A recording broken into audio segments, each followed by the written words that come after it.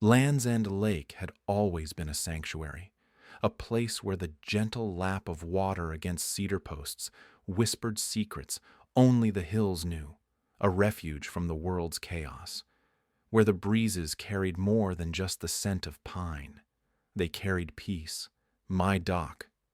My piece of the lake was as steadfast as time itself. Cradled by the patient waters, it was the heart of my sanctuary. Then Karen moved in across the street.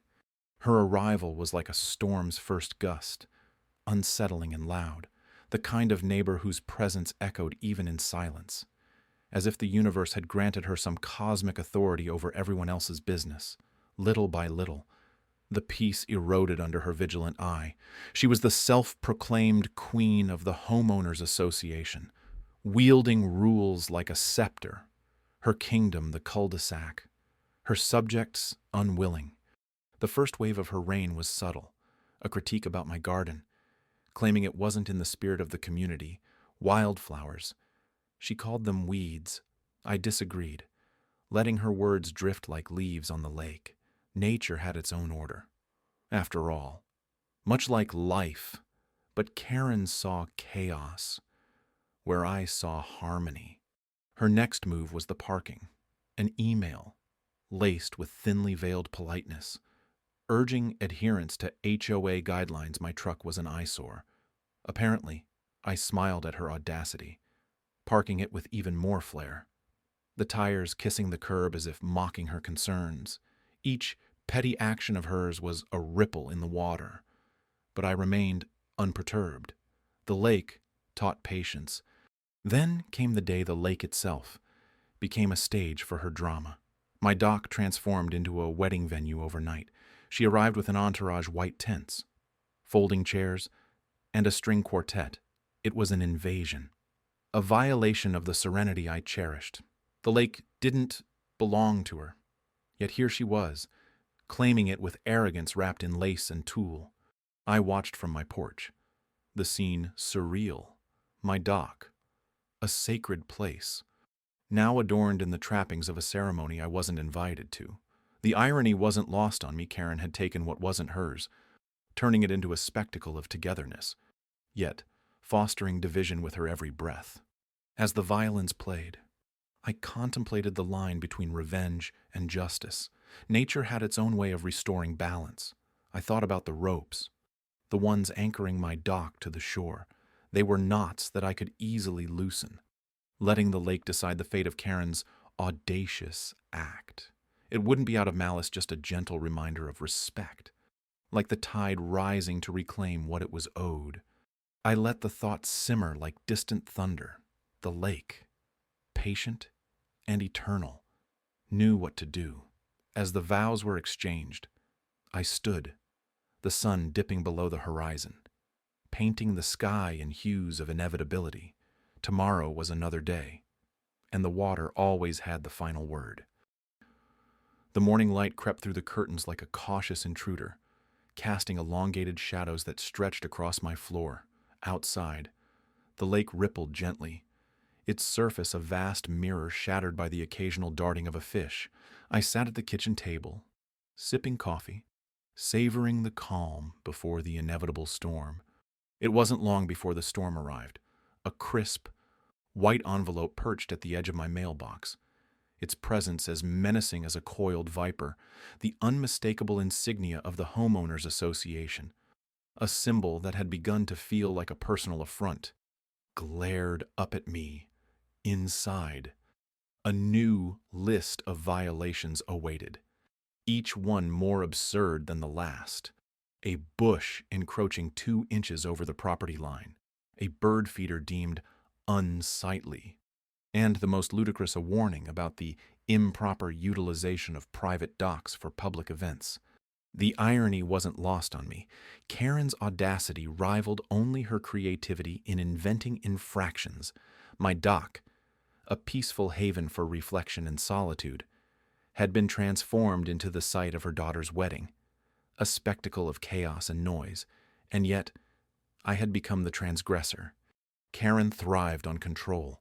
She wielded the HOA rules like a tyrant with a scepter, dispensing citations and judgments with the flourish of a dictator signing decrees. Her power was built on perception, on the whispered gossip that flowed through the neighborhood like an undercurrent, shaping opinions and sowing discord. As I wandered to the dock, the memory of that day etched itself deeply into my thoughts. The white chairs lined up like soldiers awaiting orders, the boa of lilies strung along the railings, the clinking glasses and laughter spilling over the water's edge, and then the ropes, those lifelines of security, subtly loosened by my hand, a silent protest against Karen's unyielding empire. Fate, I mused, has a way of humbling even the most self-assured. The lake, in its ancient wisdom, played its part with deft precision as the dock gently parted from its moorings, a quiet rebellion against its commandeering queen. Now, with each passing day, Karen's retaliation grew more inventive. The infractions piled up like a tower of Babel, teetering on the brink of absurdity, and yet I found a peculiar solace in the chaos. Her relentless pursuit only served to sharpen my resolve. A neighbor passed by, casting a furtive glance my way. Curiosity mingled with caution. The whispers were growing louder, swirling around me like autumn leaves caught in a gust. I could feel their weight, but they did not burden me. Instead, they fueled the quiet fire kindling within. I returned to my kitchen, setting the list of violations on the counter. A testament to Karen's fervor, the lake outside was calm, an oasis of tranquility in the midst of discord. It had been my ally once, carrying out a silent coup under the guise of nature's whimsy. Perhaps, in its own way, it would be again. Karen's control was a fragile weave, a tapestry of rules and rumors, pulled taut but vulnerable to the smallest rip. And in the stillness of my home, I contemplated the threads, already beginning to fray. The morning after Karen's impromptu nuptial extravaganza, an eerie calm settled over the lake, like the surface of a mirror reflecting the clouds. The chaos from the day before lingered in fragments, a single white sandal on the edge, a forgotten bouquet wilting on the shoreline, and a trail of crushed petals leading to my dock. The echoes of laughter and clinking glasses had faded, leaving behind only the soft lap of water against wood. I stood there, coffee in hand, contemplating the remnants of her intrusion. She had commandeered my space, her sense of entitlement as vast and consuming as the lake itself. But nature has a way of restoring balance. The lake knows its depths, holds its secrets. I took a slow breath, letting the cool morning air fill my lungs, and set my cup down. Over the past weeks, I documented every infraction, every bold step Karen took beyond her bounds. My phone held a gallery of photos, the first when the decorations appeared, the next when the caterers arrived, and finally, the afterimage of her entourage distributing chairs across the dock, each snapshot a testament, evidence held in the palm of my hand. As the day stretched, I prepared my subtle response with meticulous care, each action deliberate, each moment considered. I loosened the ropes, securing the dock, feeling the fibers slip through my fingers like time escaping a grasp. The lake's gentle tug pulsed against the wood, a quiet promise of transformation. Karen's wedding had been a spectacle, grand in its audacity and sheer defiance of property lines, a breach of boundaries as blatant as the sun cutting through the morning fog. She'd assumed her dominion, her temporary stage. Now, as clouds gathered on the horizon, I had my own stage to set. The process was methodical, unhurried. The knots came undone with a surprising ease, bolstered by the rhythm of the water. Nature encouraged my endeavor, the elements conspiring with a silent nod. The dock swayed slightly, a dancer testing the limits of its tether. Evening shadows stretched long and languid as I returned to my vantage point by the shore. The lake shimmered under the setting sun, a golden expanse punctuated by the dark silhouette of the dock drifting, slowly, inevitably, a piece of land, claimed and reclaimed.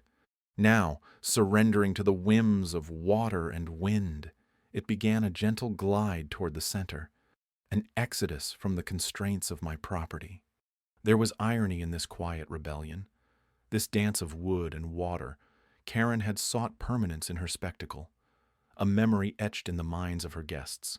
But I offered her ephemerality, a reminder that nature does not heed the whims of those who seek to command it. The dock, like a solitary voyager, floated serenely. Caught in the lake's embrace, I watched, my heart steady, each breath aligning with the gentle rise and fall of the water. In my mind, a single sentence formed, heavy with the weight of unspoken restitution. Some boundaries are meant to be respected. As night fell, the dock continued its journey, a silent testament to nature's quiet power. The last vestiges of sunset disappeared, leaving behind a serene black canvas dotted with stars, a fitting backdrop for acts of patience and silent resolve. The aftermath of the wedding chaos lingered like morning fog over the lake. Karen's shrill shrieks had echoed across the water as the ornate arch, laden with flowers and ribbons, tipped into the chilly depths. Giddy guests scrambled onto the dock and splashed through the shallows, their laughter morphing into shrieks of surprise. The lake had swallowed up the spectacle, leaving behind only a few soggy reminders and the sagging remnants of what had once been an overly ambitious celebration. I stood on the porch, a silent observer to the watery drama I had orchestrated. The air was thick with the scent of overturned champagne and wilting roses, mingling with the earthy aroma of the lake. Satisfaction curled in my chest like smoke from a well-tended fire. Karen's brazen disregard for boundaries had met its natural end. But this wasn't over. I knew she would try to spin this into another tale of victimhood, painting herself as the hapless heroine besieged by unruly neighbors. It was time to fortify my defenses, not with ropes or knots, but with something far more binding: the law. The town's legal library was a quiet sanctuary, far removed from the chaos Karen brought into our lives. Within its dusty rows, I found solace in the pages of covenants and bylaws, tracing my fingers over the words that would become both shield and sword.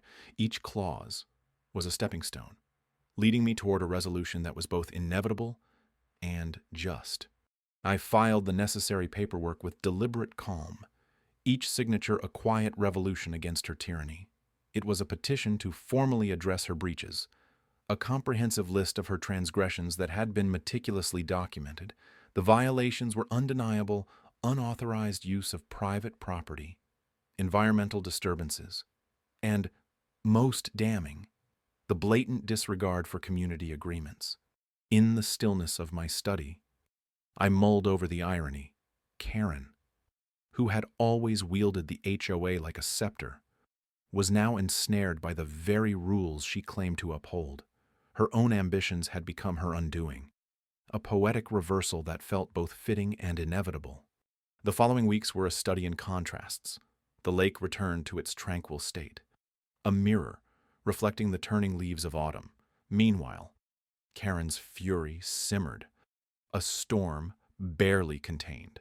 She paraded through the neighborhood with the bravado of a dethroned queen, her indignation as loud as her designer heels clacking against the pavement. I watched from a distance, my demeanor unruffled, as the HOA board convened to address the petitions. The public meeting was a subdued affair, held in the dim echo of the community hall.